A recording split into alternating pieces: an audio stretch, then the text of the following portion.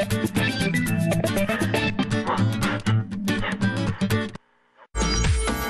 magazine vous est proposé en partenariat avec la région Alsace.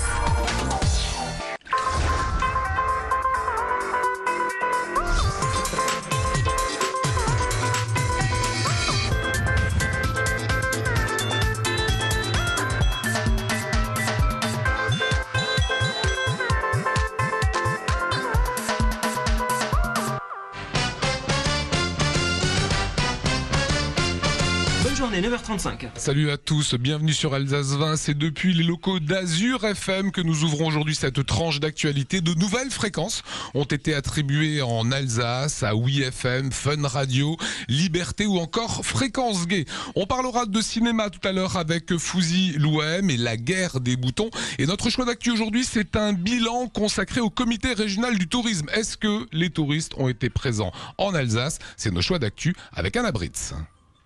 Un excellent cru, c'est ainsi que les professionnels du tourisme en Alsace évoquent l'été 2011. Plus 9% dans l'hôtellerie en juillet par rapport à l'an dernier. Tourisme de ville, tourisme rural, du nord au sud, pas de jaloux. Tout le monde aurait profité de la manne touristique à l'exception des campings, plus tributaires de la météo. Il y a plusieurs choses qui font que ce tourisme est en augmentation.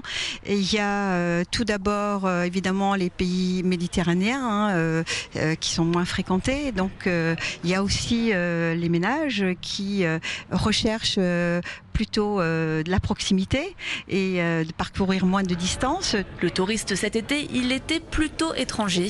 Plus 30% de Suisses, à noter aussi le grand retour des Allemands, des Belges, des Danois et des Espagnols.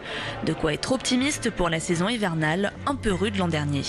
Si l'opération séduction est menée par un Christkindl angélique, pas de révolution dans le fond. Noël, ça n'est pas un bien de consommation, de mode, de vêtements, de choses comme ça. Il ne faut pas se tromper, les gens viennent ici chercher l'authenticité. Est-ce qu'il est vraiment nécessaire de réinventer Noël chaque année pour faire venir de nouvelles clientèles? Je ne le crois pas. Et le travail est fait dans ce sens-là, dans la qualité de l'accueil et dans l'authenticité. Et coup de pouce du Père Noël cette année, la mise en service du TGV Rhin-Rhône le 11 décembre qui offre de nouvelles perspectives en Bourgogne et dans le bassin lyonnais où un village alsacien sera bientôt installé. Nous avons entrepris en 2006 d'attaquer le marché de l'Île-de-France qui est un marché extraordinaire pour nous, un bassin émetteur formidable que nous n'avons pas encore épuisé, loin de là. Lorsque nous avons l'opportunité, grâce à la SNCF, d'avoir une ligne qui s'ouvre sur Lyon et sur la Bourgogne, qu'il ne faut pas oublier, il faut aller chercher ces clientèles-là. Et quand on fait ce travail de façon conséquente, alors on est dans une tendance qui va à la hausse. Et dès fin septembre, début de l'offensive communication.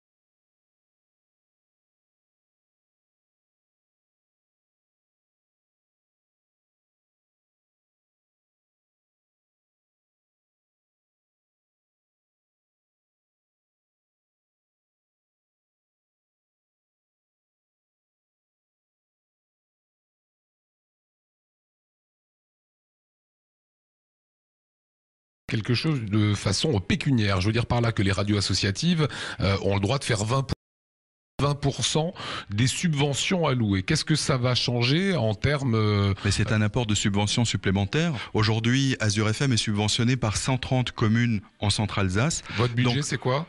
C'est 260 000 € à peu près pour l'année 2011. D'accord. Et là-dessus, sur 260 000 euros, vous pouvez C'est donc faire 80% de 50 subventions. 000 euros à peu près de publicité. Un petit peu moins.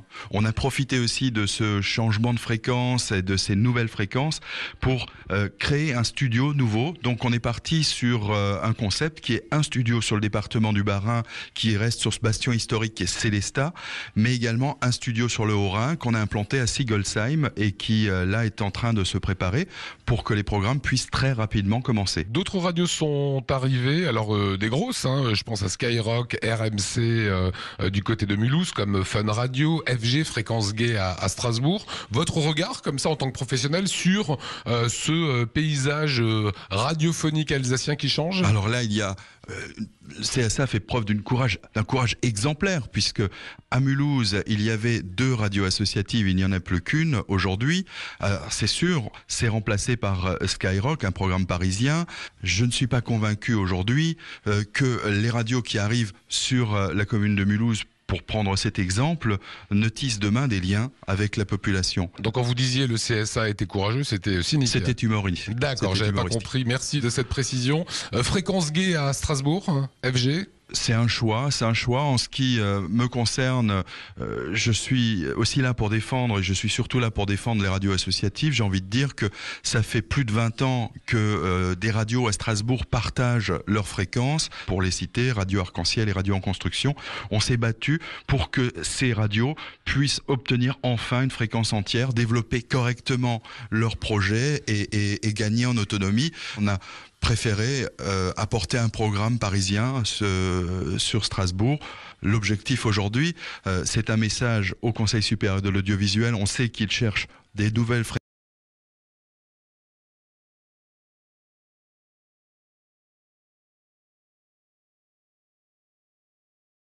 Voilà, merci à vous Franck. La météo de Stade Ribert, on se retrouve après pour parler de télétravail, d'une sorte de qui a été créé à Reichstätt, lancement aujourd'hui.